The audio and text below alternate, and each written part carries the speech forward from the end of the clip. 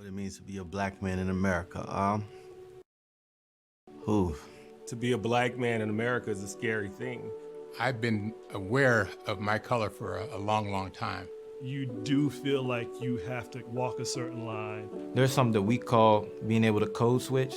If you want to be successful and go far, you can't be the same person around every type of environment you're in. More often than not, you're getting that side eye, like, you know, what's going on. People might think of me as a threat. I've been pulled over multiple times. I've been followed in a lot of high-end fashion stores in the area. You're kind of forced to. People are going to profile me. So I have to make sure that I'm on point.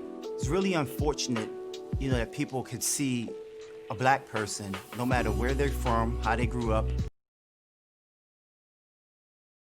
The stigma of what black men are supposed to be is in everybody's minds, not just a certain color. Trying to judge other bias and seeing if it's just you.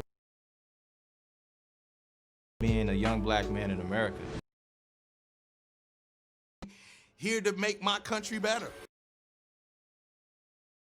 My experience. First thing that I always tell them is you gotta have integrity. Be a situation where he can just be who he is, be free. We still have a long way to go. America has to do some soul searching for herself. You don't have to be perfect. Just have that self-confidence that you can do anything. Even if I don't look like anyone else in the room, that doesn't necessarily matter if I'm still doing what I'm supposed to be. I feel like I have all the right tools to go far. It's just... Best, most handsome self. At the table. I want to be the bullhorn to show us how incredible we are.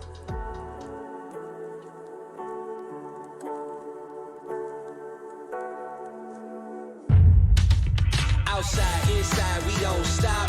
Go worldwide, we don't stop. From the bottom to the top, we don't stop. From outside, inside, stop. From the birds to the block, we don't stop.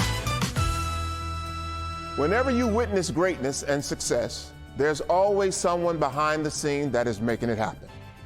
Our next speaker is that person. As a strategist and a visionary, he has redefined how NBA players are viewed by empowering them both financially and socially to use their platform to be leaders on the court and off the court. Welcome, President of Think 450, the licensing arm for the NBA Players Association, Payne Brown, who will talk strategic partnerships and collaborations. Welcome, Payne. Thank you, Louis. It's a pleasure to be with you. You've had an impressive background with a law degree, years as a corporate executive in the media industry, your time with an investment banking firm, and now as president of Think 450, the NBA Players Association Innovation Arm. How would you describe your blueprint to be the leader that you are today? That's a great question to start with, and unfortunately, my answer may not be as great. Because Louis, I described my career as this random walk, where fortunately there were opportunities that were presented, and I guess the best thing that I could say is that when they were presented, I was prepared to walk through the door. I wish I could say that I had this overarching plan when I started out, but the only thing that I frankly ever really wanted to do, that I knew that I wanted to do, was be a lawyer. And that was a result of my dad and my mom being involved in the civil rights movement and saying, you know, hey son, if you want to change the system, you got to know the system. You can't stand on the outside and throw rocks. And that to me translated into this notion of being a lawyer for some reason. And I think being a lawyer gave me the education, taught me how to think, and frankly just prepared me for this random walk of opportunities. Well, Payne, as some people say, there's no randomness to life, that it's all a pre-planned journey. It just may not be our plan. Congratulations to you and your NBA players and the league for running a successful postseason during the toughest of times. Notably, they also made history by taking a public stance in the fight for social justice. How did this coordinated effort come about? First of all, I'd like to say just how proud I am of the NBA players, of this group of, frankly, predominantly African-American men, young African-American men, who did not check their social conscience, if you will, at the door, who not only showed up to play basketball, but showed up to take a leadership position and to show the world that no matter how successful they may be financially, they were still not immune from the ills of society. And I don't know that the league or the union necessarily can take credit for their advocacy. What I think the league and the union did was made sure that, one, we finished the season and that the players were safe. But the advocacy was literally led by Chris Paul, the executive committee of the union, and the Jaylen Browns, Malcolm Brogdons of the world, young men who believed in a cause, and again, I can't say this strongly enough, chose not to check their social conscience at the door, and stood up for what they believe, and frankly, we're just tired of seeing day after day what was happening to African Americans at large, but to African American men specifically. But how did you get the league and the owners to join you? After George Floyd, the unique thing about it was that it forced America to see the brutality of the conditions that, frankly, many African Americans had almost begun to take for granted. 8 minutes and 46 seconds is a long time not to turn away. And so I think that moment really caused people, corporations, I can't tell you how many calls I received from, senior people at major corporations saying, Payne, we don't know what to do. We know we need to do something, though. And keep in mind, the league is made up of 30 owners who are business people, who also came to the same conclusion. We know we need to do something. So I don't think it was necessarily something where you had to bring the league along, kicking and screaming. Quite frankly, Adam Silver, is a good person, is a good man, wants to do the right thing. And I think his leadership, along with Michelle Roberts from the union, I don't know that it was this, let's bring them along kicking and screaming. I think they knew that they needed to do something. Obviously, there was significant financial incentives to finish the season. And I think that's where the players came in and in essence said, okay, if we're going to finish this season, if there's going to be a bubble, then we have to use this platform in a positive way that speaks to the concerns that we have about social justice. And I think that push from the players to say, we recognize that there's significant financial motivation for us to finish the season, but we're not going to do that and abandon our ability to have an influence on what's going on in our daily lives. They couldn't hide from it just by going to Orlando and being in the bubble. When you look at, once the NBA players took their stance, it was followed like a domino effect by the NFL, by NASCAR, and many others in the sports world. Do you think athletes using their platforms will now become the norm going forward? The advent of social media, their ability to tweet something and literally reach millions and millions of people, instantly. The power that they have to influence culture is something that I think this generation of athlete is not only comfortable with, but understands the responsibility that goes along with it. So when you have young people, young players, early 20s who, like I say, like a Jaylen Brown or Malcolm Brogdon, who are not only socially aware, socially conscious, but extremely bright. They understand the power that they have to motivate and influence culture and assume that responsibility. Having said that, do I think every athlete gets it? Every athlete assumes it? I don't. I think we will always have, again, just because of the unique role that athletes play in this culture, those athletes that will push the limits, those athletes that won't, to use the phrase, shut up and dribble, that will refuse to do that and will use their platforms in a positive way. I don't think this is anything new. Muhammad Ali did it, Bill Russell did it, Jim Brown did it. I mean, you can go back 40, 50 years and see the influence that athletes have had on culture. This is just the next generation, and social media has given that generation, in essence, jet fuel. Most recently, you have partnered with Dove Men Plus Care to continue the fight and awareness against social justice. Tell us about that. Lewis, I'm glad you asked me about that, because it's something, quite frankly, that I'm particularly proud of.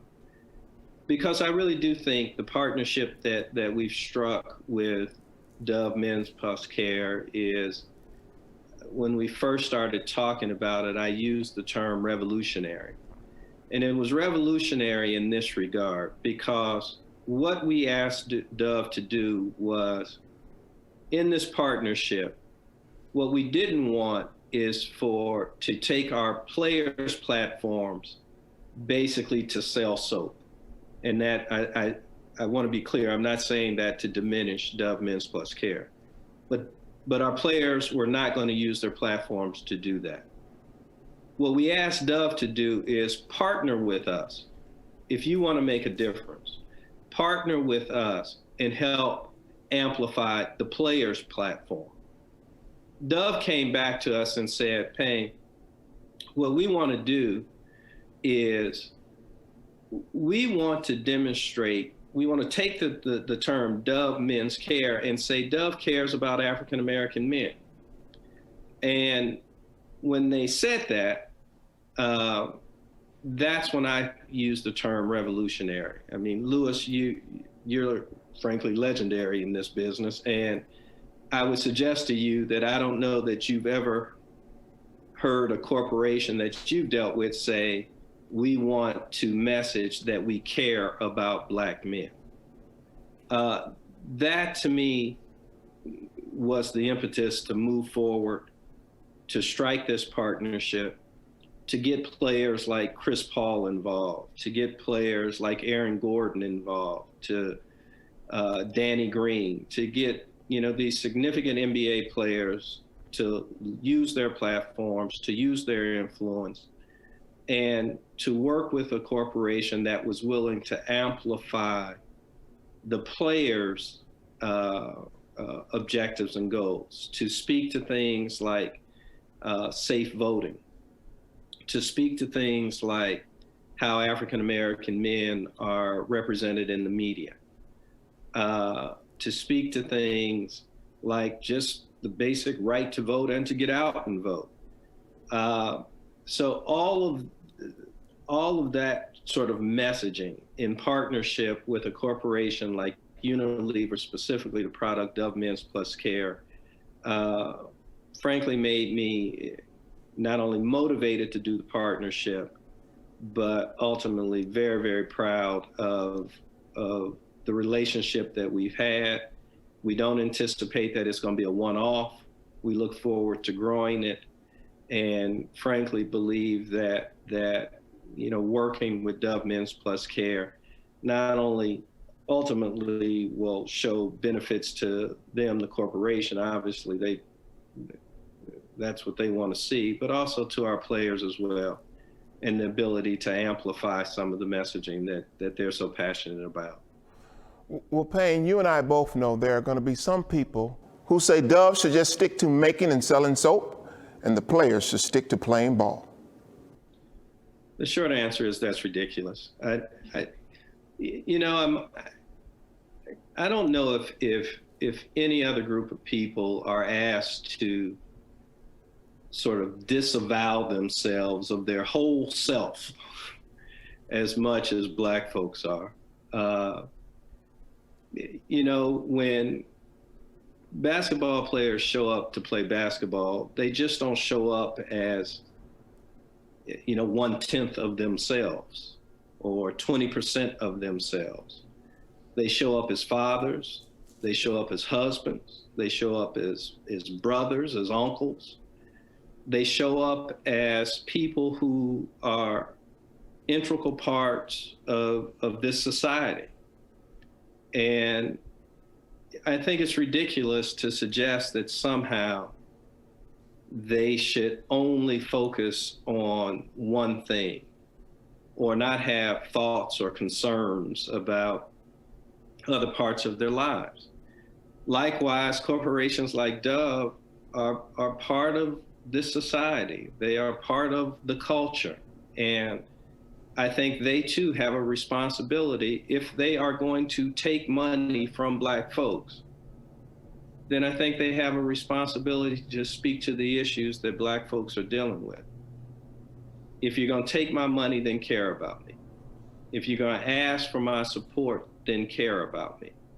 Can you share some of the activities and plans on how you and the Dove partnership will operate going forward? Sure.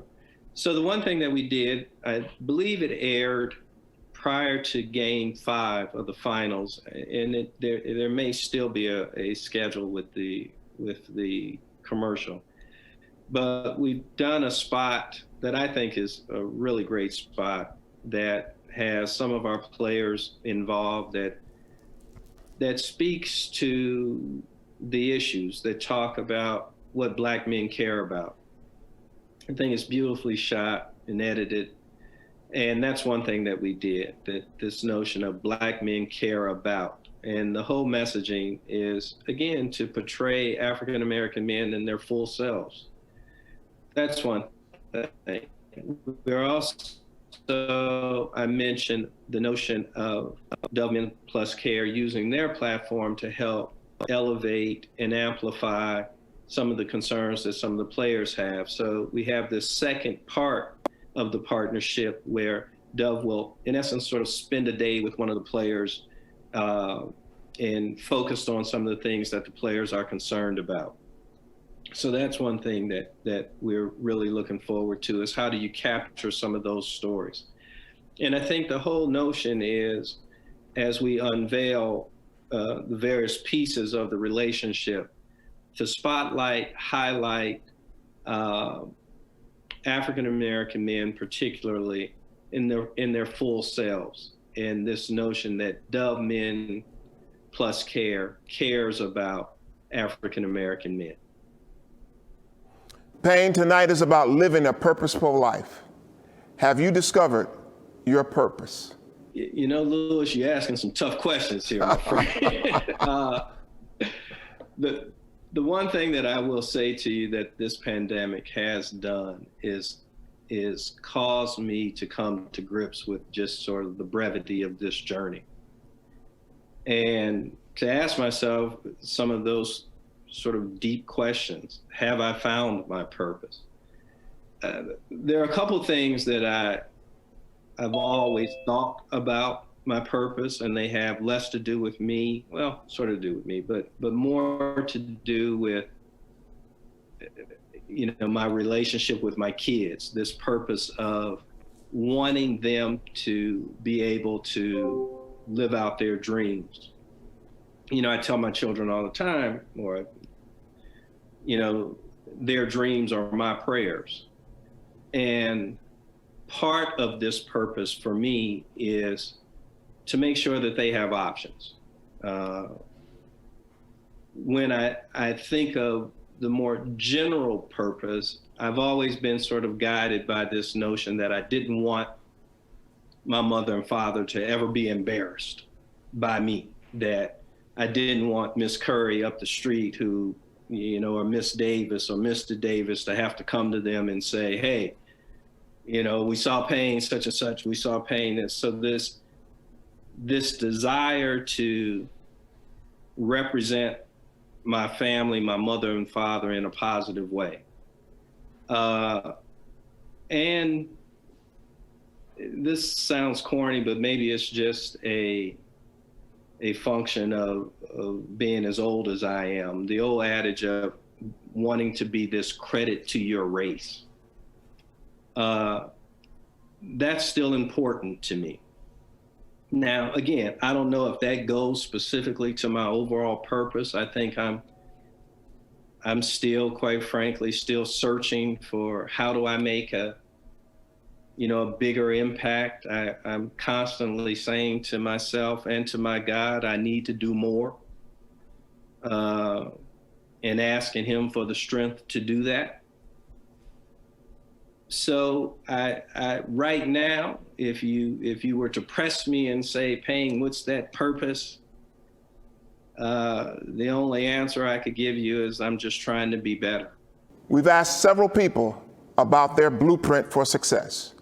Can you give us 3 things that are fundamental to you for a successful blueprint? On the fly, here we go. Integrity is everything. Don't sacrifice it. Don't ever put it up for sale. If you do, you will regret it.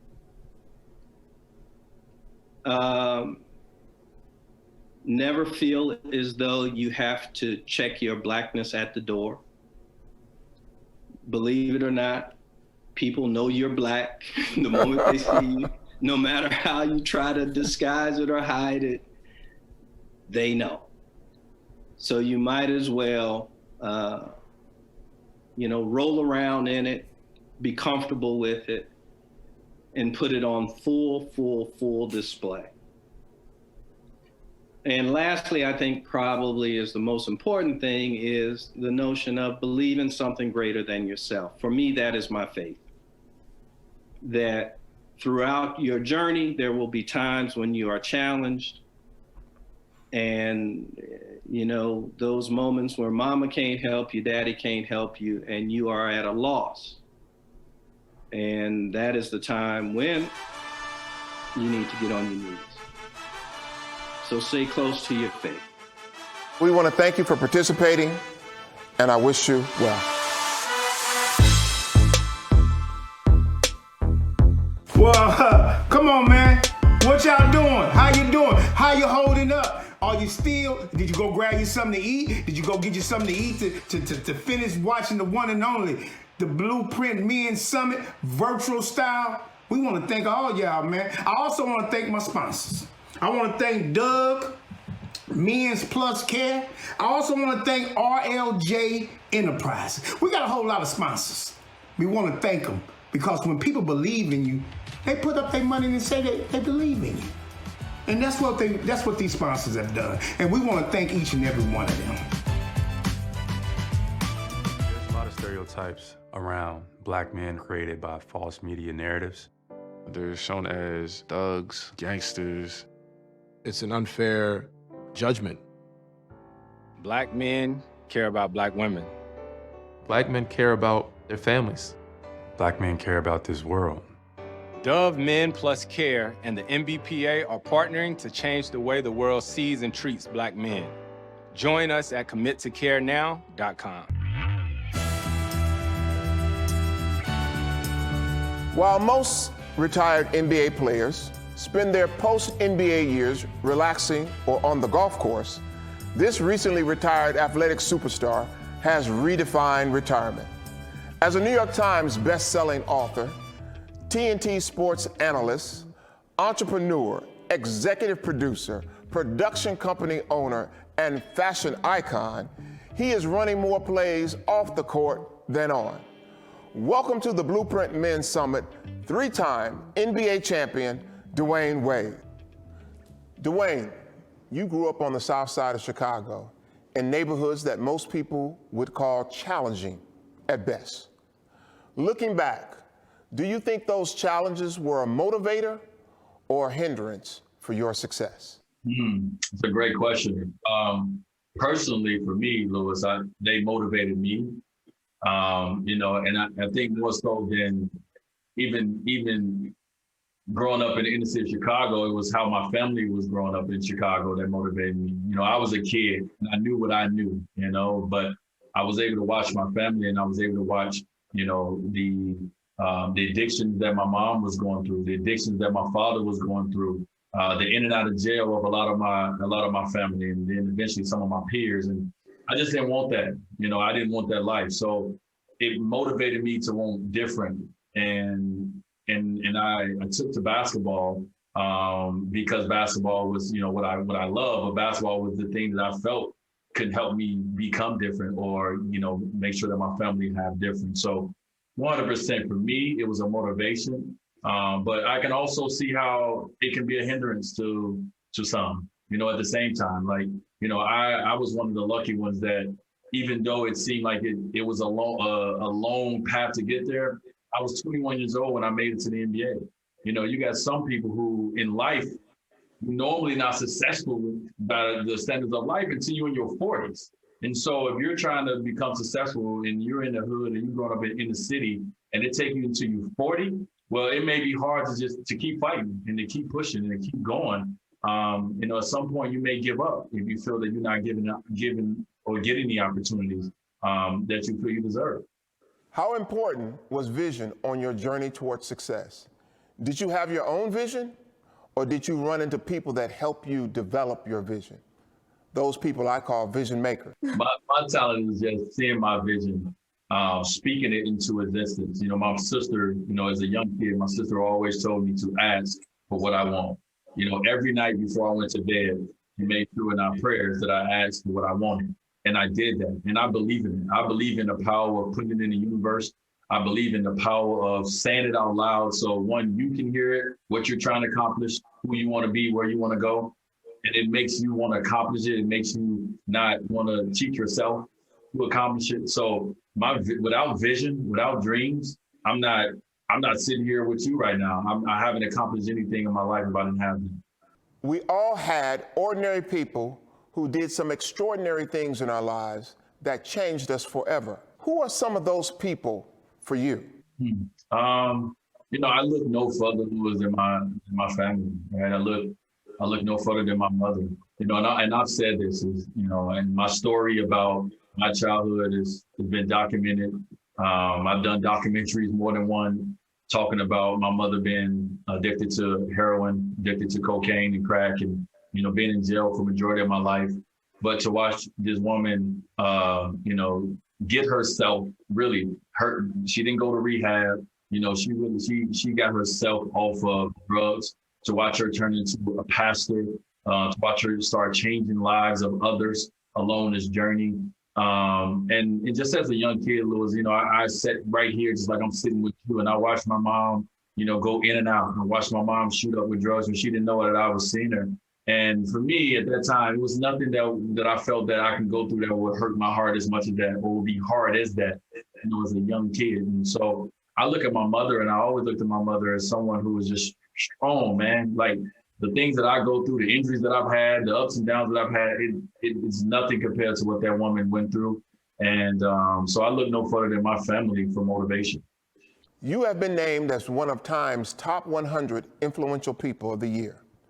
Tell us what influence means to you, and how do you use it? It's a great question. First of all, that was an amazing honor. I think influence is, being in a position to speak on, to show an example of, of issues and things that other people are going through. You know, that's all I've done. I've spoke on issues that I know not only my family's going through, but also other families are going through. You know, I've spoke on our family, me and my wife going through surrogacy. We spoke on my daughter's, transition and into from what everyone had known her to be Zion to now Zion, and to coming into a young lady and, you know, entering the LGBTQ plus community. And we've spoken on how we support our family, how we love our family. And if that's influence, if that's influential, that's just me being a parent. That's just me being a human in this world, is making sure that, you know, I always evolve. And I understand that what I learned as a kid is not going to be the way the world is going to be. You have to evolve, you have to change, you have to adjust yourself as you continue to keep living, because that's what the world does. The world continues to evolve. You were one of the top NBA players of our time. What was the driving force that kept you in the game and at the top of the game for so long?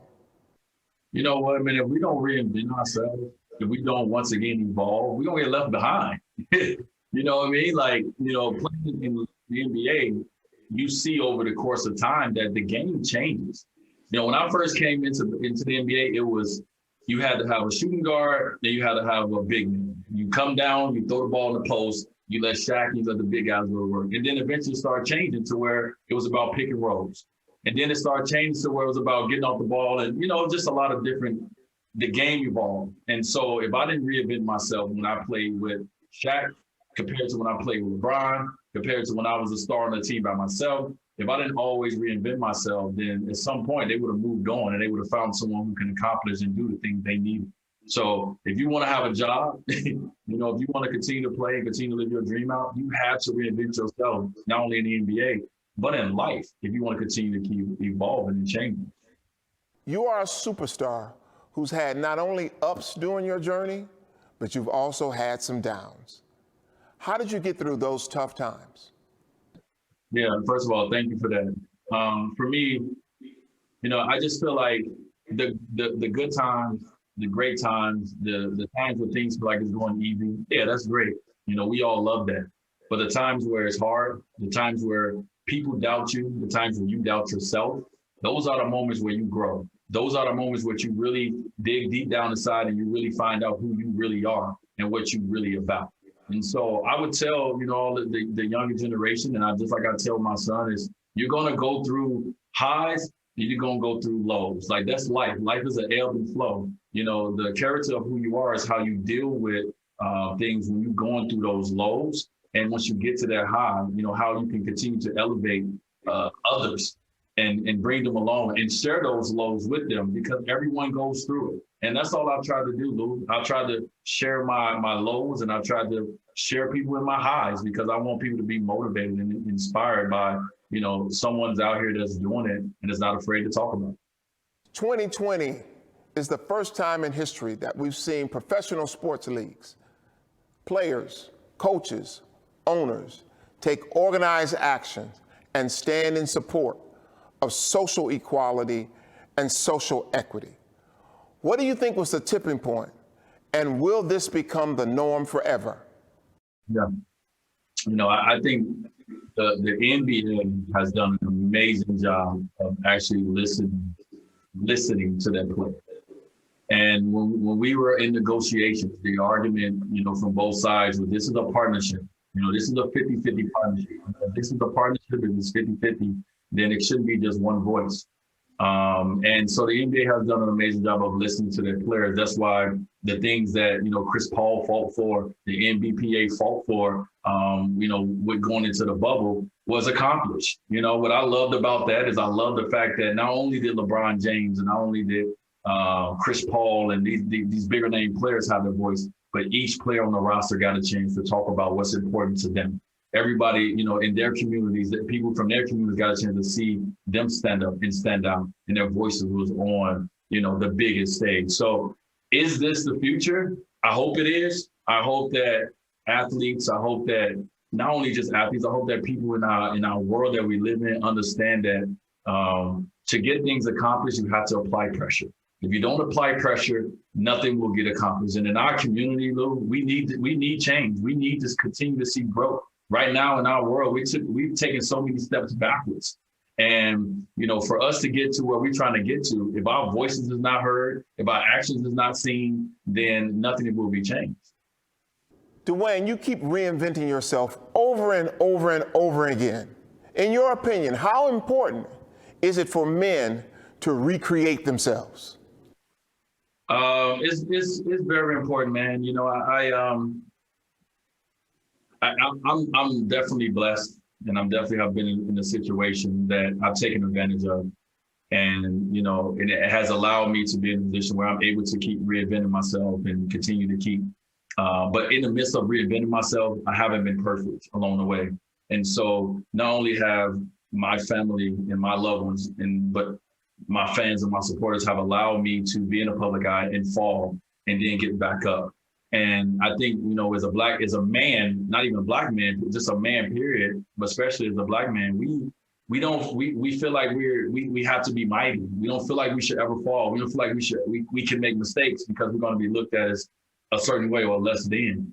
I'm here to tell people that the only way you learn is by making mistakes. And that's what I tell my son all the time. So, you know, my whole thing through this life that people have been knowing me for the last 20 years is just about this evolution, this growth, and understanding that I don't know everything. If I don't know everything, let me find the people that do know the things that I don't know. And let me make sure I team up with them and then bring my strengths with their strengths, and let's make something together. So for me, it's about letting go of your pride a little bit.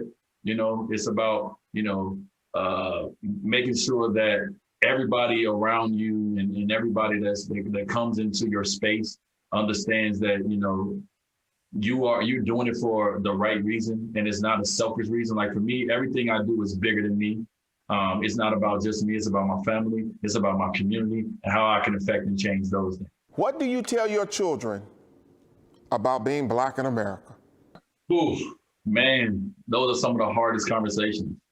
You know, and I say that because we're in this space right now with everything that we've learned that was right has proven to be wrong. You know what I mean? We could tell our kids, if you pull up by the police, these are the things you say, these are the things you do. And they've shown us that those things do not matter. So my conversation with my kids being Black in America is fucking hard. I'm sorry to use that language. It's hard. It's hard being Black in America, but also too, that's our superpower.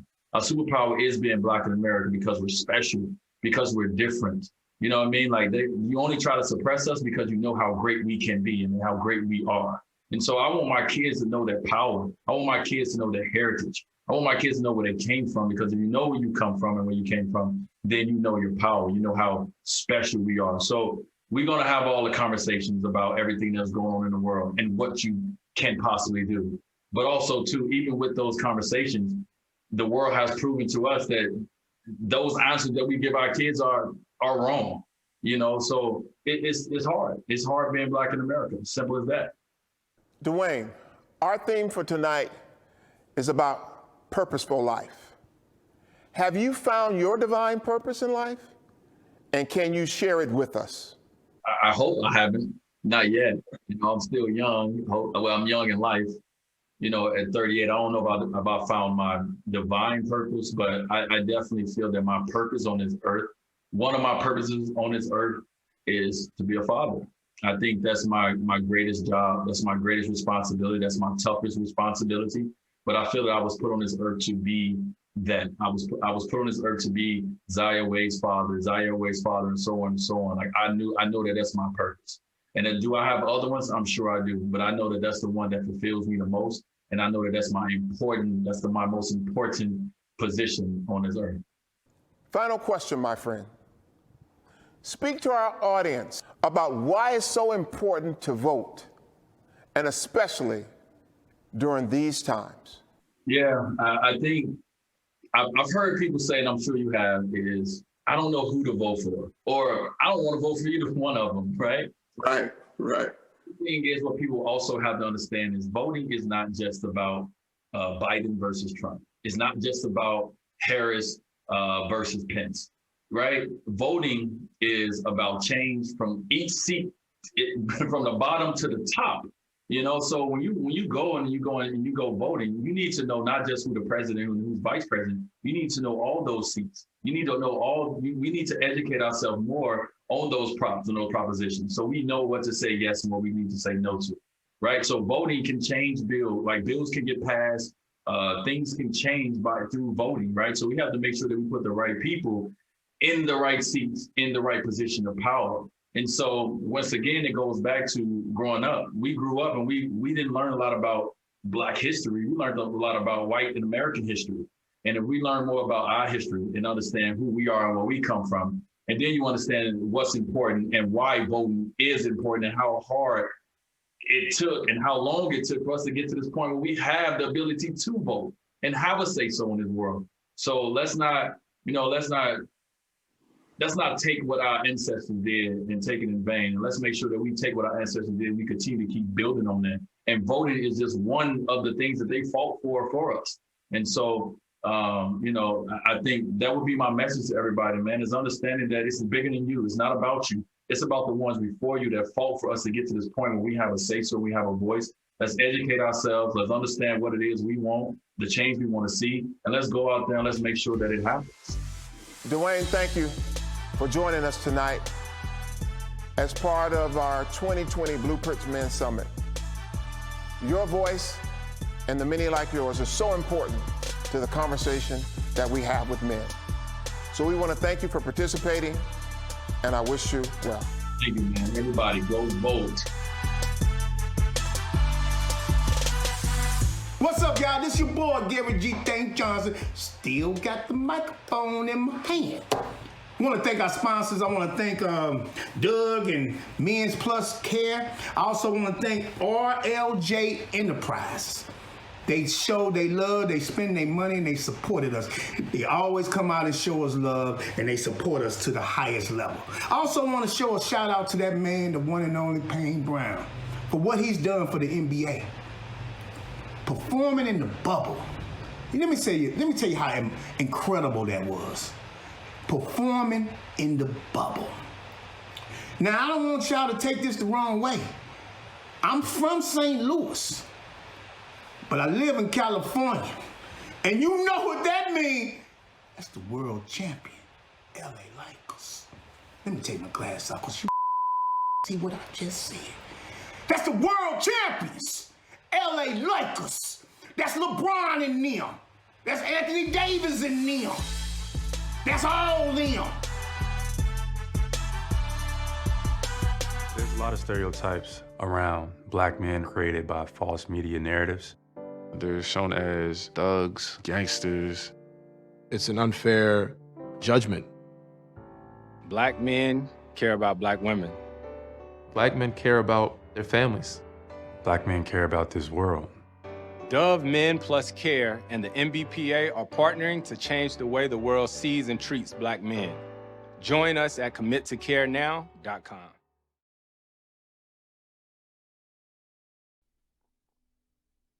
Peace, good people. It's your man, Jay Ivy. It's so good to be here with you at the Blueprint Summit. Big shout out to Louis Carr. Big shout out to all the kings in the building. Let's rebuild the village. And we do that by remembering who we are. You see, we all here for a reason on a particular path. You don't need a curriculum to know that you're a part of the math. Cats think I'm delirious, but I'm so serious. That's why I expose my soul to the globe, the world.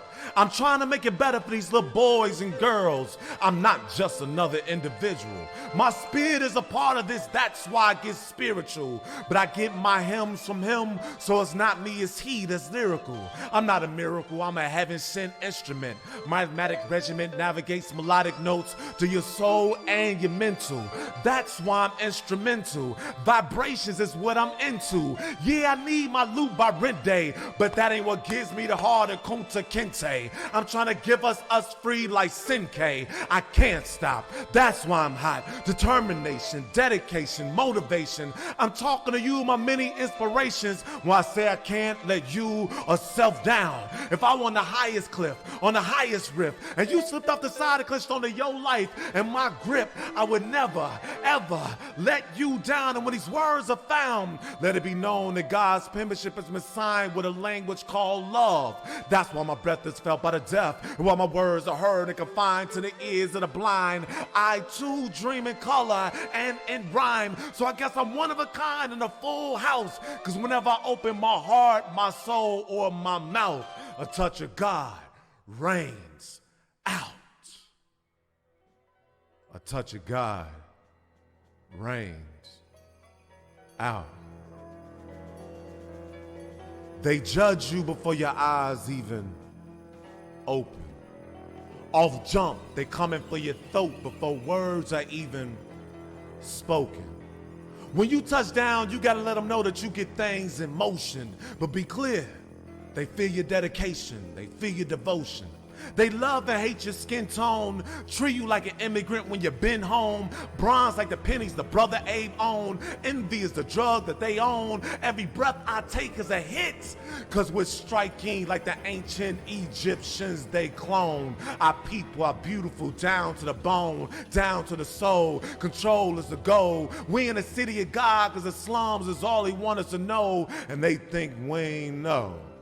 Thought you was just street smart. Can't understand how you come up with this street art. Didn't understand they was dealing with men, women, mothers, fathers too. Yeah, some of us slipped through the cracks, but the ones that we put nothing above, the way they look up to us, man, that's beautiful. Fly like the sauces being flown. Yo, they tapping your line, so use your thoughts, the iPhone home. Send moms a highlight tape of this Twilight Zone. We're extraordinary, extraterrestrial. ETs got them uneased. Now they building space stations, trying to police the ozone. Oh, no. They try to protect their borders from illegal aliens visiting from other worlds. We were sent here by way of God's referral. Peel back our skin and see our light. Peel back the layers and see our fight. Get high off life. Rest your head on the cloud. Dodge them chemtrails. If the walls could talk, they tell you they wouldn't want to walk in our shoes and listen to the tales our Tim's tell. Came from the heavens, now we dwell in hell. Enslaved by a country that still hates me, wants me in jail. Discriminates against us, want to hold us down. Man, we too profound. That's why they want us to behave. Show us how they feel with 12 years a slave. Media hop on the field and they run they plays. All day they say and replay that you a thug, you a...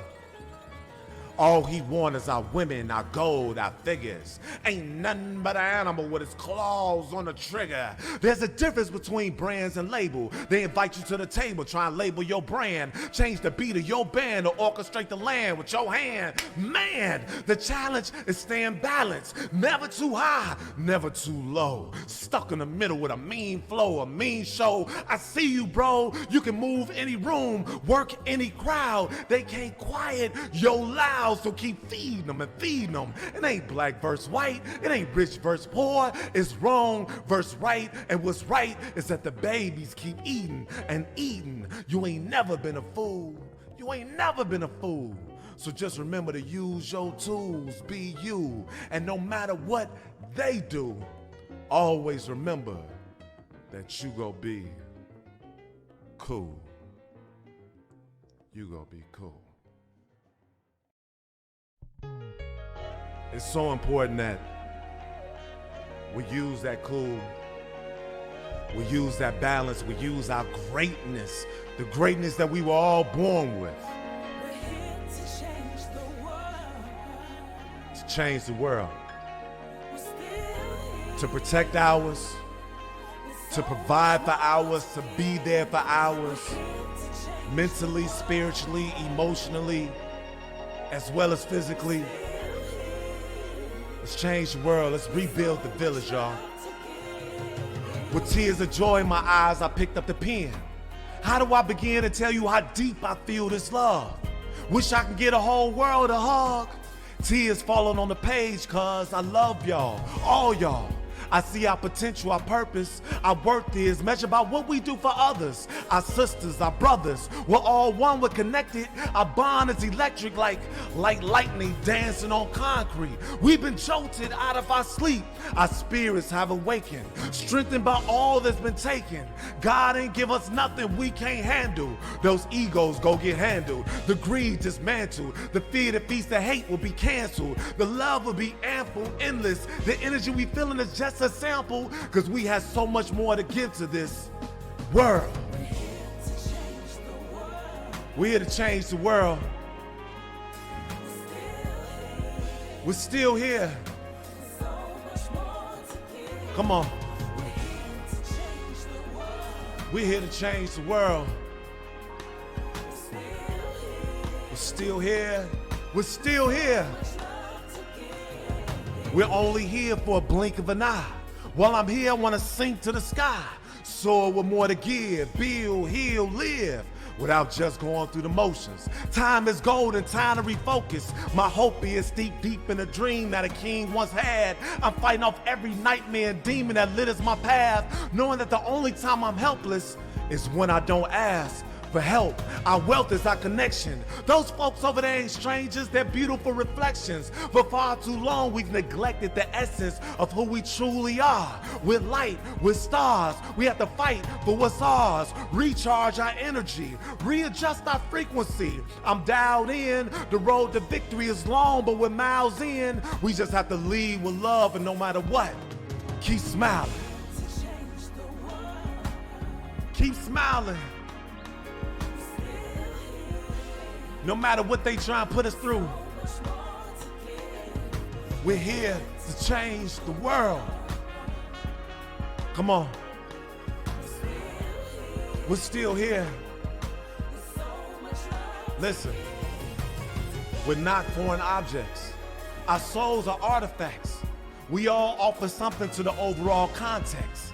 It's never been a contest, so let's carry on tradition tied to new missions, new visions. I'm jumping out the window of my box. I'm flying, I'm grounded, I'm living. The alarm has sounded, wake up, stay woke. They wrote the narrative into our hearts spoke. Stay away from the dark notes, dark times. Spark minds, entice minds to find time to look inside so we can change the world. So we can change the world. What we here to do? Come on. Yeah. We're here to what? We're here to what? We're here to what? We're here to change the world. We're here. Come on. Come on. Wherever you are, do what you need to do. Handle yours. Get yours. So we can change the world. We gotta change the world, y'all. Bit by bit, step by step. You're not alone. You're not on your own. We are a village, and we have to remember that. We have to remember the greatness that lies within. And share that greatness, share that love with you and yours, so we can continue to lift each other for the greater good, to show that black excellence, because that's what we are, y'all. It's black excellence at its best. So I want to thank y'all. I want to thank the Blueprint Summit for having me once again. Louis Carr, love you, brother. Let's do what we need to do. Change the world. Sing that, Tari. Come on. Tari Teray. Yeah. My name Jay Ivy, man. Love y'all. Blueprint, let's go. Peace.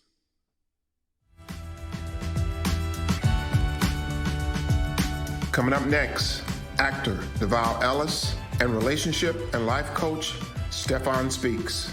Well, I'm sitting here with a very profound young man, Mr. Stephan Speaks. Stephan, how you doing? I'm doing well, man. Thanks for having me.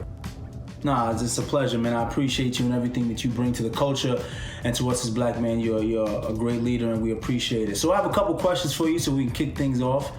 Today was about accountability. And I really want to know, how should we as men reinvent ourselves with everything going on in the pandemic?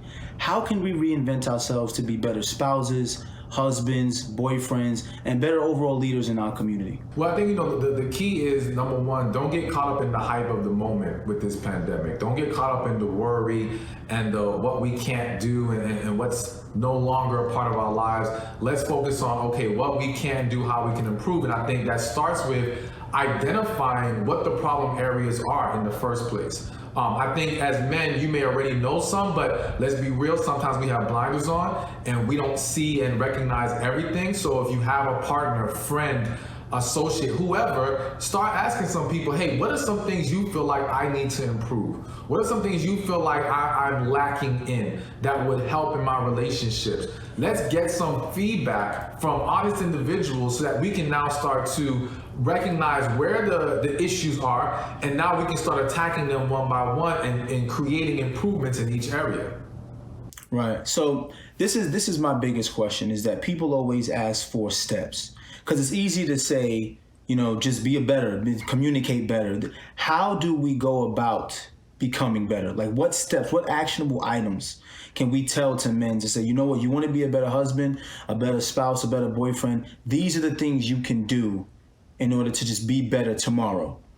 I think so. I'm a strong believer in structure. All right. I feel like a lot of people struggle in life because they have no structure. And so let's just say, for example, you're going through this pandemic, you're home with your wife more, your girlfriend, whatever the case may be.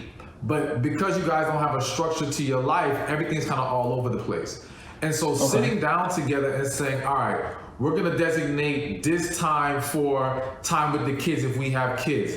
This time for me and you, whether it be virtual date nights or whatever you want to do, something that just allows you and your partner to bond, but also time for yourself. I think one of the biggest mistakes people make is they don't have a day off. Like you're just living your life, working, family, kids. You give yourself no time to reset and recharge. So first, establishing that structure now lays the foundation for all the other things we can start doing. So now when we start talking about improving our communication, all right, so when we have that me time or that couples time, we can now designate time to talk to each other, learn how to better communicate with each other, because it's all about practice.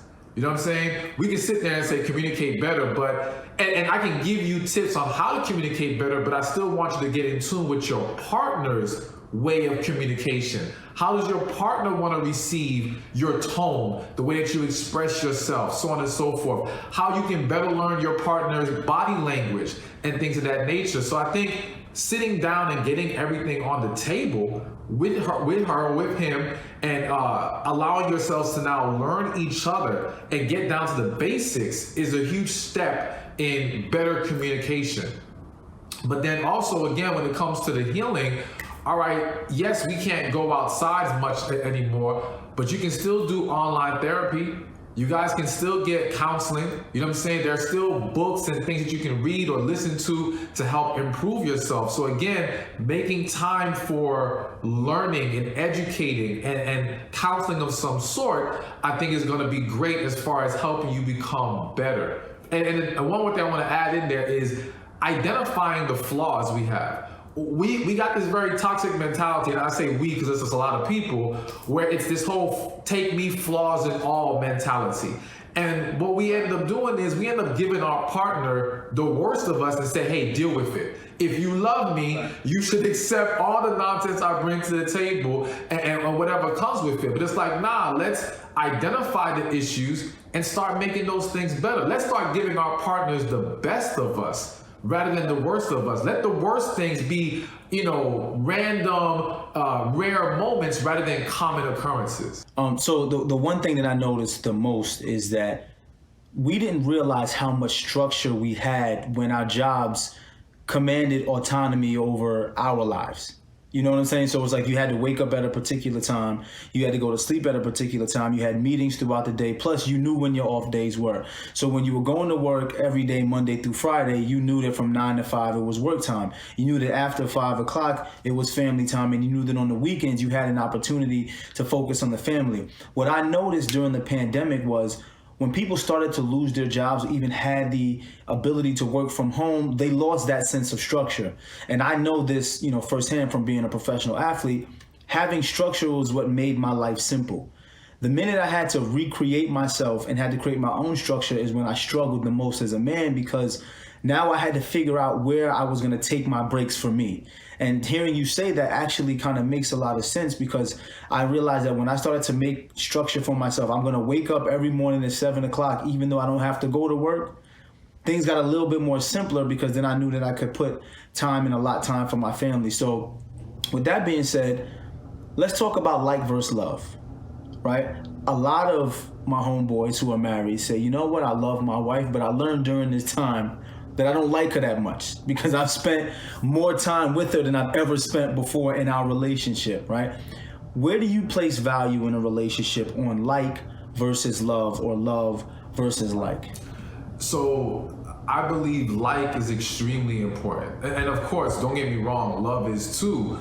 But what your friend said to you, that's a very problematic thing in a lot of situations, because unfortunately, a lot of people are only in their relationship because they've had enough distractions to tolerate their partner. That's the truth. That's a lot of us.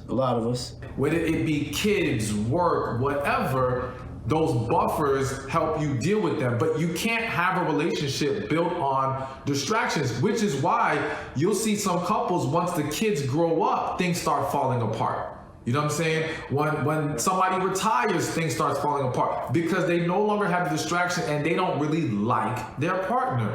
So to me, it's extremely important to make sure, if you're gonna get into a relationship, there needs to be what I believe a connection. And that connection is something deeper. It's when you enjoy that individual at their core, when you don't need a distraction. Like, one example I give is go on a road trip with somebody, at least 6 hours. You can't be on your phone. You can't do anything else but talk. See if you actually enjoy being with them. No distractions for that long. A lot of people wouldn't make it past an hour, and they don't even realize that. You know what I'm saying? So you've really got to make sure you guys enjoy the other individual, because without that, the ability to sustain a relationship over the long term is going to be very difficult. Not to mention, let's be real, when you don't really like someone, it gets harder to pour into them the way that they need. You know what I'm saying? Part of what drives our ability to give that love, which we need, is the fact that we like you like that. You know what I'm saying? It's like, yes, we may try to give love to random people and individuals we don't care about like that, but that's hard to sustain day in and day out. That's why we don't get in committed relationships with those individuals. But when you're gonna spend your life with somebody or be in a long-term relationship, you need that light to help fuel you to do right by them and to enjoy being around them. So it's extremely, extremely important. To me, it goes hand in hand with the love if we're aiming for a successful, healthy relationship. No, that actually makes sense, because when I was talking to my homeboy about love versus like, I said to him, love for me is unconditional. You have family that you love, who you may not like, but since they're your family, you have to deal with them and you have to tolerate them. That's an unconditional type of love. With like, it's more like your friends. You have to like your friends because you choose them. And the minute you stop liking your friends, you can be like, I don't want to be friends with this person no more. So for me, when you're picking someone you want to spend the rest of your life with, it's like, I have to like this person because I'm choosing to spend the rest of my life with them. So if I love them unconditionally, but I don't like them, there's going to come a point where I'm going to say, you know what? Do I really want to spend the rest of my life? And that's why I committed relationships over time. People tend to, go their separate ways. It's like, I don't like you anymore. And since I don't have to be here, I'm going to go left, you go right, which takes me to children, because we love our children unconditionally. Our children can do whatever they want to do. We're still going to love them. But do you have any advice for parents who now have to deal with everything going on during the pandemic and now have to be, I don't want to say teachers, because being a teacher is completely different. Like we've gained a lot more respect for teachers during the pandemic, but I'll say being an at-home assistant to distance learning. So I'm not even going to say teacher. Do you have any advice for parents dealing with that? I really believe it goes back to structure once again. I think that, as you mentioned in your example, when you were working, the job gave you structure. And then when you had to figure it out for yourself, it was difficult, you know, and you had to kind of find yourself now in this new place. So I think that parents are now finding themselves in this new position of having to be the assistant, having to facilitate the process of learning in a way that they never had to before. And so if you try to freestyle it, you're screwed, to be honest with you. Like, it's gonna drive you insane. You need structure. You need to set it up exactly to where this is gonna work for you. The kids understand what's expected of them, what times, and hold them to that. You know, you can't just say, all right, well, we're home, so we're just gonna just see how this goes. That's gonna cause problems. So I really believe adding the structure is what's going to help in times like these with all this virtual learning going on. Let me explain something to you. I got 3 boys. 9, 3, and 2. 9, 4, excuse me, 9, 4, and 2. I will say structure helped a lot, but you know what else helped me? Grace. Grace, I learned to give grace. Yes. I learned to give not only my kids grace, but to give myself grace. Because there were moments where I wasn't the best father while trying to do distance learning, because I didn't realize that there was a huge component of them learning that was missing, and I just expected them to know what I knew. You know, because they go to school all day, then when it's time to do homework, it's like, okay, you've gone over this in school. Now that we're going over it, I'm helping you with the application process. When my son, my 9-year-old, who was 8 at the time, was in 3rd grade, I was trying to go over the application process, and then I was like, how do you not understand this? How do you not get this? And I'm being the old school parent. You know, I don't use the belt, but I'm like, every time you get a question wrong, you got push-ups. So we're now 450 push-ups in. His arms are swollen like Popeye, and we're still on the front. I'm like, how do you not get this? Then I had to realize he hadn't learned this yet. It was my responsibility to teach him and then go through the application process, because the teacher only provided him with the workload. So I was hard on myself, you know what I'm saying? I was hard. I was telling my wife, like, I failed so bad. I learned to give myself grace. Devale, you made a mistake as a parent, but I also had to give him grace and say, you know what, things that probably took a little easier for him to learn, I'll give him a little bit more time. So I learned to give him grace. I learned to give myself grace. And speaking of grace, how do you practice the process of giving grace to your partner? Because we're talking about giving grace to our kids, but it's easy to give grace to a child because you automatically assume that they don't know. But you've been living with someone, you've been married for 5, 10 years. How do you practice the process of giving someone grace during a pandemic? So I believe that the first most important thing is that we have to address and heal from past issues, because giving grace becomes difficult to your partner because a lot of times your partner's not mad at you truly about what happened in this moment. It's a combination of all the other times you did stuff that pissed them off, that, you know, made them feel some kind of way, that was never properly addressed. And now we have this moment that's making it worse, and then they just explode. You know what I'm saying? And so you're trying to sometimes argue or address the current issue, but it doesn't connect with them because they're really thinking about all the other stuff. So if we're gonna give grace and we're gonna get to a place where we don't have this reoccurring negative cycle, we gotta stop and be like, all right, listen, let's get everything out on the table from what's already happened. Let's address all the issues. We're gonna have to heal and forgive each other for everything else that went wrong, and now really commit to kind of a clean slate moving forward. Now, when the moment happens that something goes wrong, we can address the moment. And what you'll notice is that moment won't be as negative anymore because it's really only about that little thing rather than all the other stuff that happened. And I think when we really heal and we get all the old stuff out the way and flush all that negative energy out of our system, now grace becomes so much easier. But let me also add this. You know, I'm a believer, I'm a man of God. And one of the things I always tell people is you can't focus on your partner, you gotta focus on God. Meaning, all right, if you're a believer and you believe God has blessed you with this wife or this husband, then you have to understand that we're human beings. We're gonna all make mistakes. We're gonna all have our moments, all right? If I focus my reaction simply on what you do or don't do in the moment, I will always be swayed. If I focus my actions on honoring the position that God has put me in, I will always strive to do better. So to help in giving more grace is to also focus on how does God want me to proceed in this situation? Not just letting your emotions drive you, not letting friends and family contaminate your mind with what you should be doing right now, because they might be speaking from a biased place in that moment. Nah, what does God want you to do? And when you take that approach, I feel like giving grace will become easier and you'll have a stronger ability to maintain it. Men like to be in charge, especially in relationships. And I know traditionally in religion, it says the man is the head of the household, right? So do you think that this can continue to be a realistic expectation in 2020, especially when we're talking about the blueprint for being a man, right? How do we apply traditional views of relationships to how do you provide the traditional aspects of relationship to the more modern aspect of where relationships are, especially when you're dealing with the expectation of a man being a leader?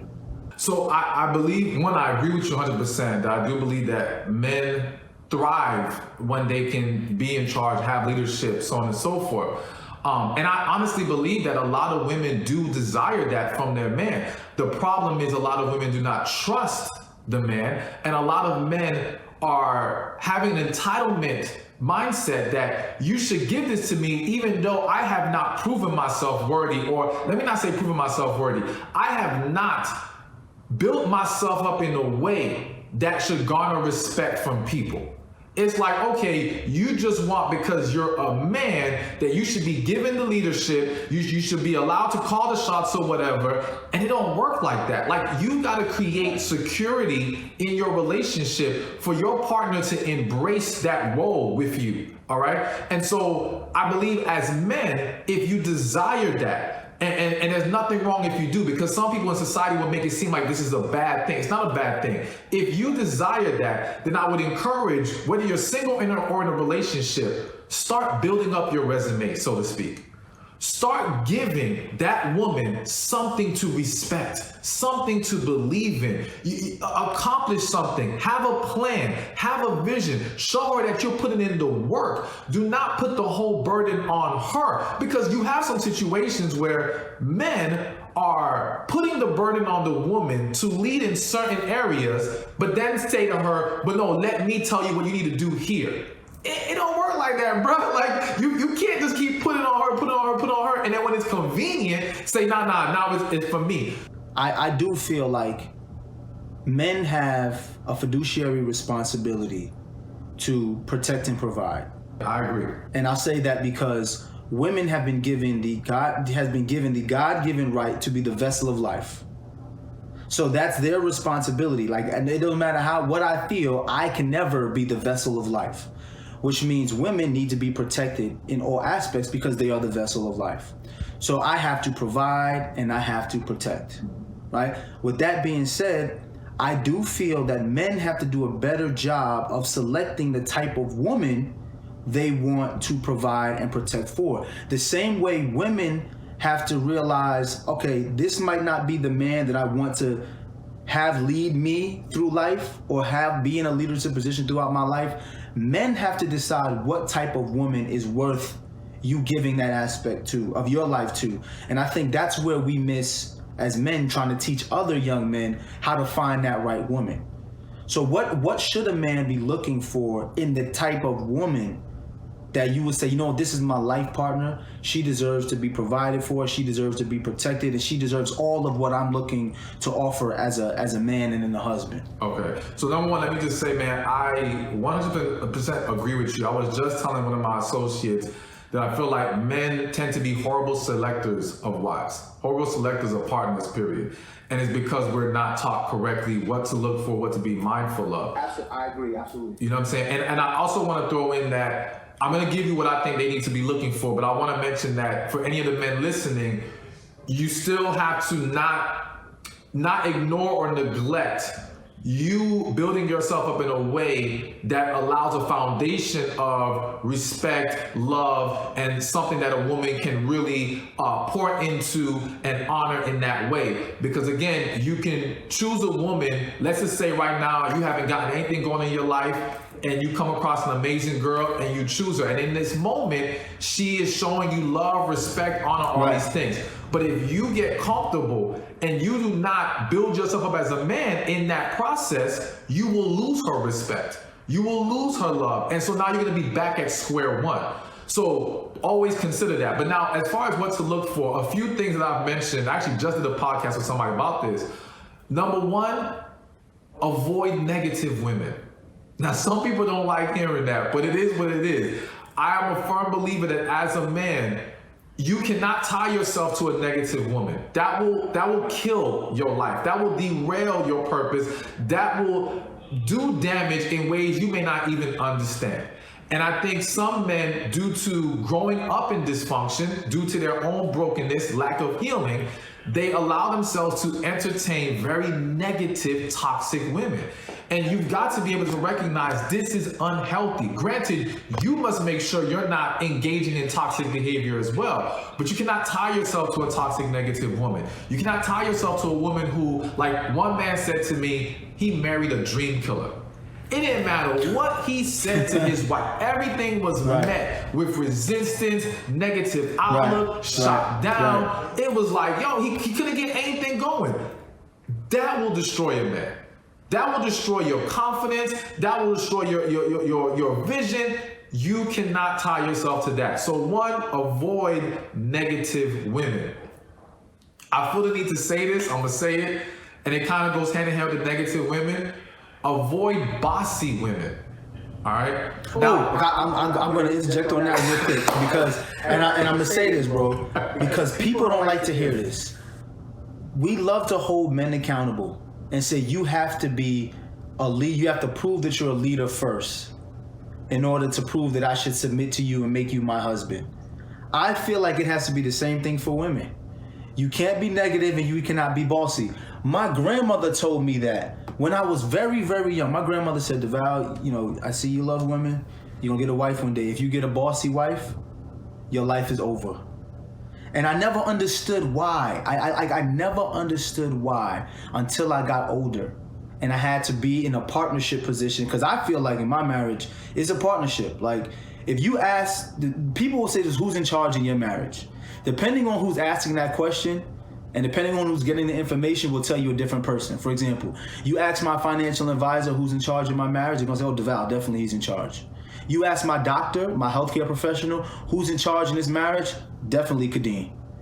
You know what I'm saying? Because we both have our things that we're really good at and our strengths and what we are really good at putting our foot down on. When it comes to health and wellness and making sure the family is taken care of, my wife is in charge. She say jump, I say how high. When it comes to managing finances and making sure that the wealth is together and we're moving forward in a good collective, she already said, you know what, Devale got it. So I agree with you. Not having a bossy wife or a negative wife will definitely help you, but continue, please. Yeah, so, and let me also, I want the men to understand, you know, when I said earlier about like prove or show your worth, I don't want them to think prove in the sense of I meet a woman and now I have to jump through hoops to show her I am worthy. We don't do that. We don't do that. That's how you get yourself in trouble. In regards to bossy women, yes, you know, I believe what your grandma was trying to warn you about was the fact that, listen, one, you mentioned earlier, men like to be in charge. They like leadership. Men thrive in that. And so if you're dealing with a bossy woman, and I want women who may be watching this to understand, when we say bossy, we don't mean she's running a company. We mean bossy as in overbearing, difficult, trying to control. And so a woman who is trying to control all the time is a woman who has not healed. Plain and simple. You are not a healthy, loving, healed woman and you're bossy. It don't work like that. And so that becomes very insufferable to deal with. And it speaks to other issues that you can't fix as a man. You can't heal that woman. She has to figure out what's going on. You can encourage, you can show love, but you cannot make her be healed. And so you have to avoid that, because again, it will undermine you as a man. It will throw the relationship dynamics off. And then here's the crazy part. If you allow her to boss you around, she might be with you at first, but in time she will lose respect for you. Because that's not what she really, at the core of who she is as a woman, wants. It's what she's doing in the moment to feel safer. You see, the need for control is protection. It's, I am not gonna allow myself to be vulnerable to you like that. I'm not gonna allow myself to trust and lean on a man like that, so I must call the shots and control how we do things here. All right? But the core of who she is wants to be able to rely on you. The core of who she is wants to have a man she views as masculine so she can be in her feminine. If she has to always be in her masculine and being bossy is doing that, she will get tired of it. She will lose respect for you. And so if you think you're doing it to appease her and win her over, you will lose her and lose yourself in the process.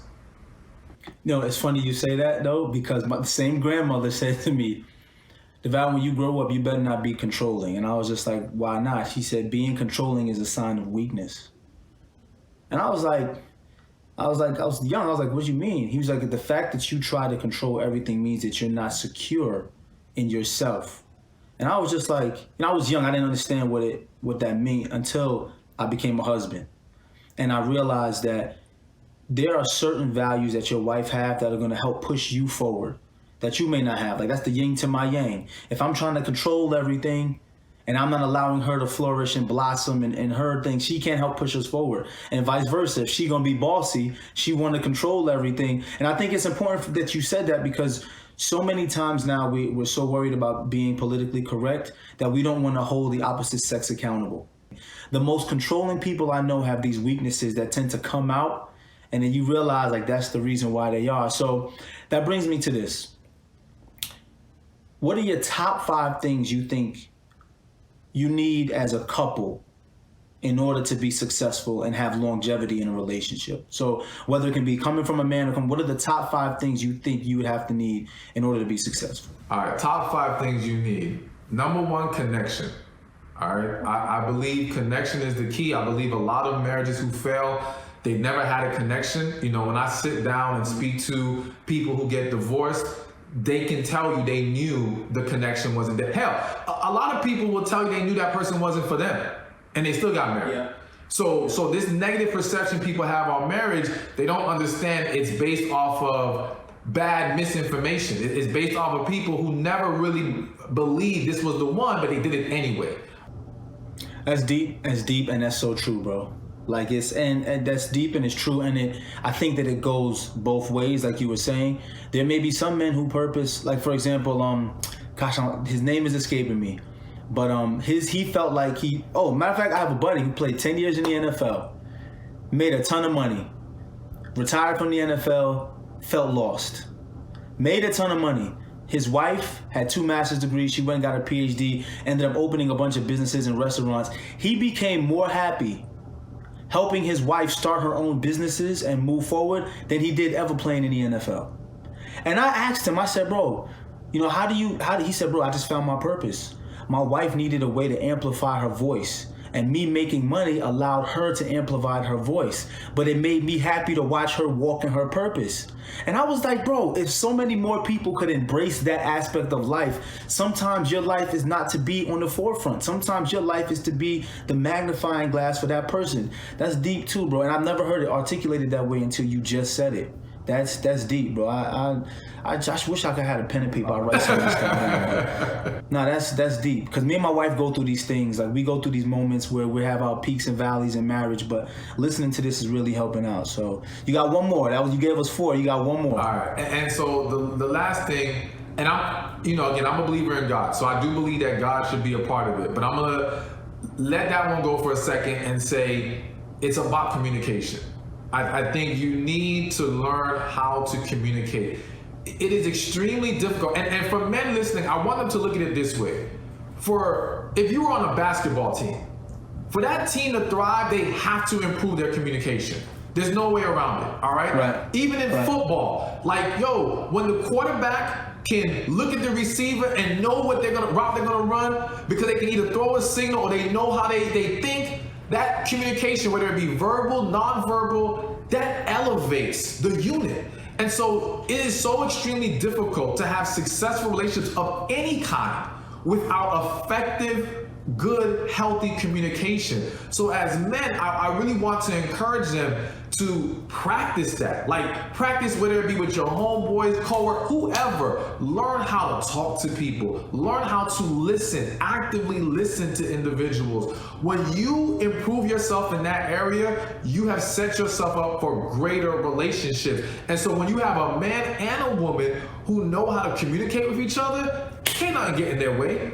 If they have the connection, they got all the other stuff we mentioned on this list, and they can communicate, it's a wrap. They're good. Can't nobody get in between those two people. No, you're absolutely right. And one thing you said that really hit home for me was actively listening. Because some people think that communication means talk. I gotta tell you what's wrong. No, you have to learn to actively listen. With that being said, we got 5 minutes left, and I really want to touch on this. It's easier to take things away than it is to add. We all know that. I need 5 things that can kill a relationship. Because if people knew the top 5 things that could kill a relationship, it's easy to just dismiss those things than it is. It's easier to dismiss it than it is to add something else, because you got to work towards adding. But to dismiss it, you can cut it. So give us the top 5 things that can kill a relationship. All right, number one thing that comes to mind, secrecy. I believe that secrecy creates chaos, and chaos creates confusion, all right? Anytime you allow secrecy to enter into your relationship, granted, if they never find out, you're okay, but let's be real. In most cases, something's gonna come out at some point, all right? Yes, sir. Yes, sir. And a lot of times, it's not even what you didn't want to say that bothers them. It's the fact that you never said it, that you held this back from me all these years. Now I can't trust anything from you. Now I have to wonder, what else are you holding back? One lie can destroy an entire relationship. So secrecy, lies, we gotta reject that as much as humanly possible. They will kill things. Number 2, letting negative influences contaminate your relationship. I'm talking about negative family, negative friends, people who ain't got no damn business in your relationship because they don't know all the facts. Now, granted, if they're giving loving, with wise counsel, all right? And they always encourage you on how to talk to each other, things of that nature, cool.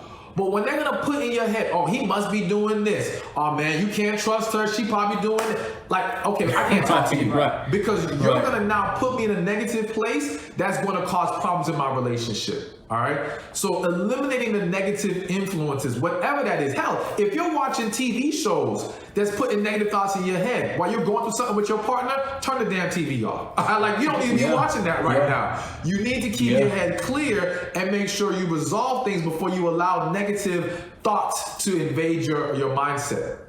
So we got secrecy, we got negative influences.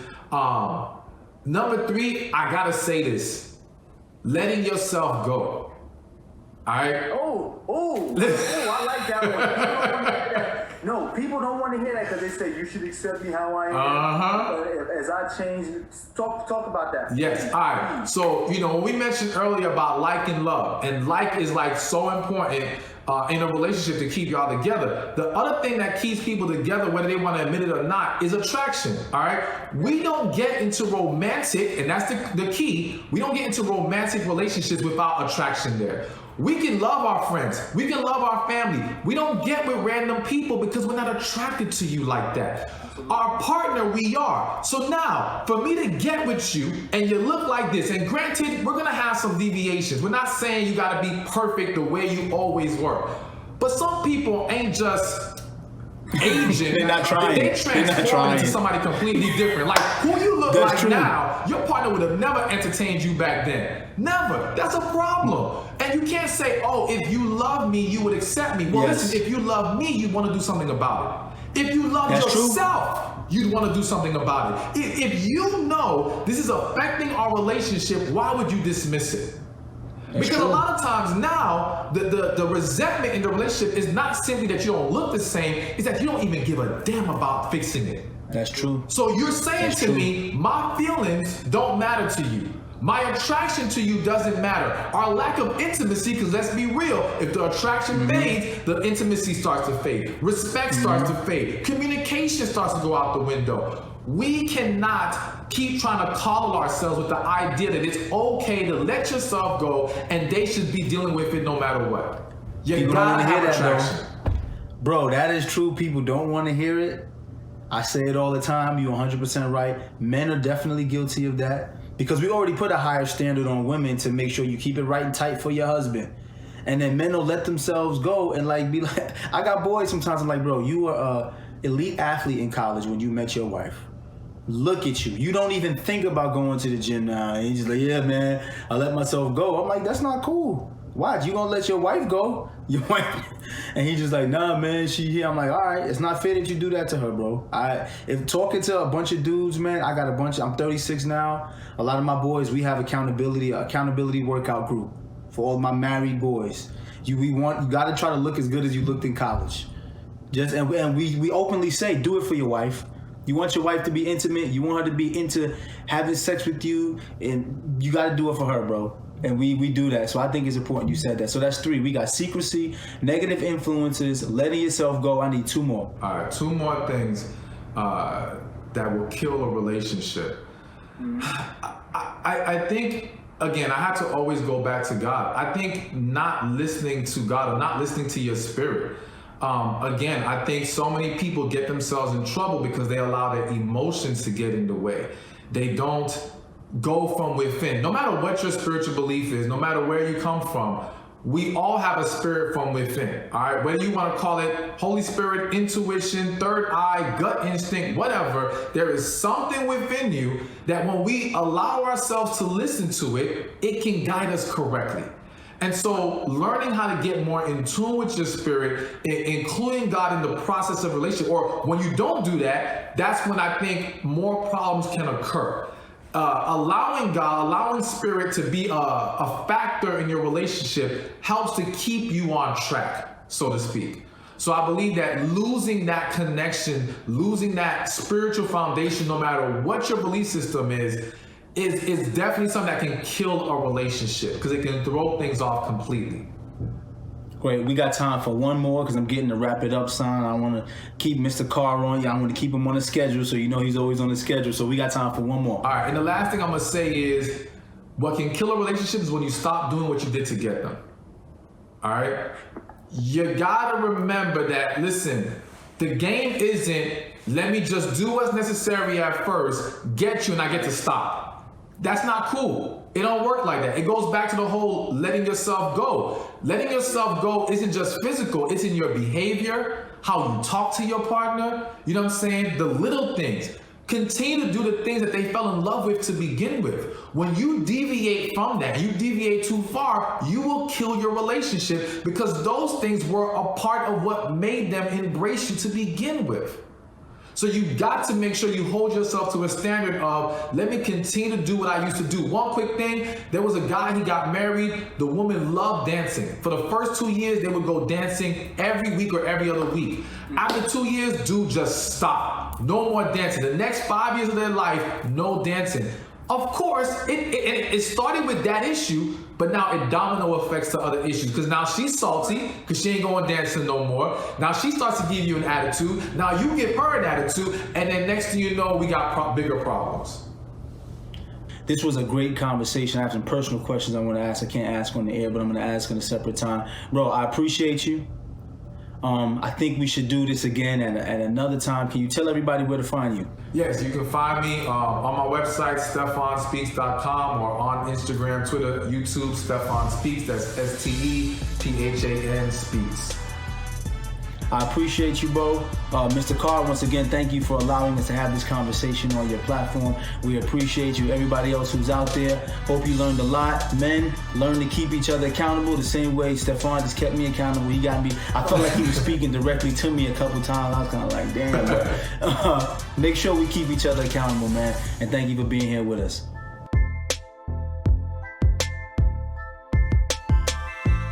Blueprint Men Summit. I'm your host, Gary G. Dwyane Johnson. And why would I not be here to host it? In live or in person? Hopefully we'll get to see you next year in person, shaking hands, talking to you, hugging, taking them flicks. You know I like to take flicks. Post them on social media. Follow us. Continue to support Louis Carr and the Blueprint Men Summit, because we're going to keep bringing the hits to you. We're going to keep bringing the hits, because that's what we do. Hopefully this mic will be on the next time I see y'all, because right now it ain't on. It's just in my hand. It's like a karaoke mic. But it ain't. I holler at y'all. I love y'all. I'm Gary G. Dwyane Johnson. I've been your host. Follow us on Instagram. Follow me at Gary G. Dwyane Johnson on Instagram, Facebook, and Twitter. And always, keep God first. He's the plug. Man and woman will fail you. We'll see you next year. I hope to see you next year as we continue to evolve and build our network of great men. I'm Louis Carr, founder, creator of this unique male platform, and I want to once again thank you for giving me your valuable time and energy. I look forward to seeing you next year, and always remember, the blueprint is within you. Thank you, and good night.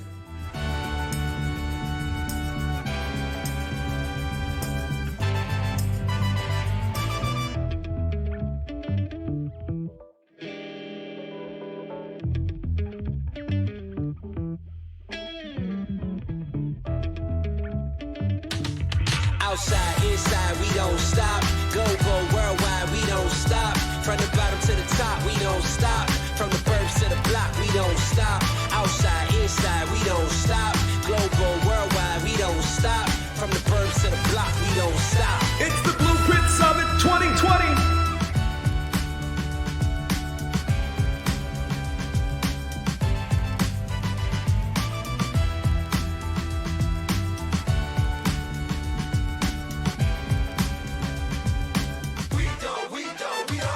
Outside, inside, we don't stop. Global, worldwide, we don't stop. From the bottom to the top, we don't stop. From the burbs to the block, we don't stop. Outside, inside, we don't stop. Global, worldwide, we don't stop. From the bottom to the top, we don't stop. From the burbs to the block, we don't stop. There's a lot of stereotypes around black men created by false media narratives. They're shown as thugs, gangsters. It's an unfair judgment. Black men care about black women. Black men care about their families. Black men care about this world. Dove Men Plus Care and the MBPA are partnering to change the way the world sees and treats black men. Join us at committocarenow.com. Coming up next, actor Devale Ellis and relationship and life coach Stephan Speaks. Well, I'm sitting here with